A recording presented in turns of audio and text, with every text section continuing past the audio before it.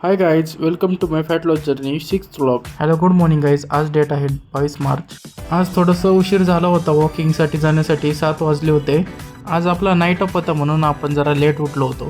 रूमवर जाताना आपण आजीकडून 10 रुपयाची केळी घेतली. वॉकिंग झालं होतं 4.97 किलोमीटर. पोहोचल्यानंतर आपण सगळ्यात पहिल्यांदा आपलं वेट आलं होतं 83.20. कोटमध्ये बनाना खाणारे. आजचा आपला डिनर झाला होता. त्यानंतर मी 1 घंटा झोप काढली. हॅलो गाईज, आत्ताच झोपेतून उठलेलो आहे. आता वाजलेले 4:30. आता आपल्याला जिमला जायचं आहे. पण त्या 30 ग्रॅम प्रोटीन आपण टाकलेलं आहे शेकरमध्ये. 5 ग्रॅम क्रिएटिन. खूप 5 ग्रॅमचा असतो.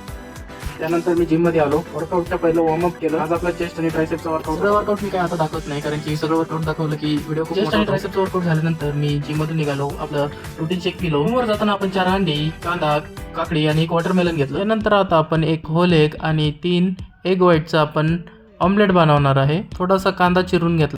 त्या नमक टाकणार आहे स्वादानुसार. थोडीशी धना पावडर टाकणार, थोडीशी हळदी टाकणार आणि घरचा कुटलेला गरम मसाला टाकणार. सगळ्या मिक्सरला 2 मिनिटं कंटिन्यूस मिक्स करायचं, कारण की मसाला, हळद या सगळ्यांचा कसलाच लंप राहिला नाही पाहिजे. तर गरम झालेला पॅन आहे. आपली अंड्याची पोळी रेडी झालेली आहे. जर कधी हाय प्रोटीन डाएट खात असाल तर फक्त प्रोटीनच आपल्या डाएटमध्ये महत्त्वाचं नाही आहे. तर आपल्याला प्रोटीनसोबत कार्ब्स, थोडेसे फायबर असणे खूप गरजेचं आहे, कारण की डायजेशनसाठी फायबर खूप जादा मदत करतात.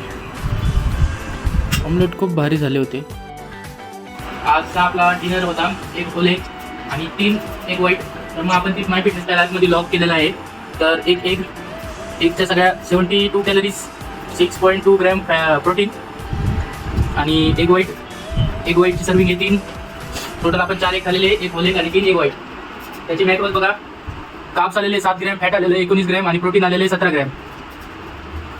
जेवण झाल्यानंतर मी निघालो होतो वॉकिंगसाठी मित्रासोबत. त्यानंतर आम्ही आज शुगर केन ज्यूस एन्जॉय केला. आपला इव्हिनिंग वॉक आता खतम झालं होतं. टोटल 5.17 किलोमीटर आपण walking. Thank you for watching my mini vlog.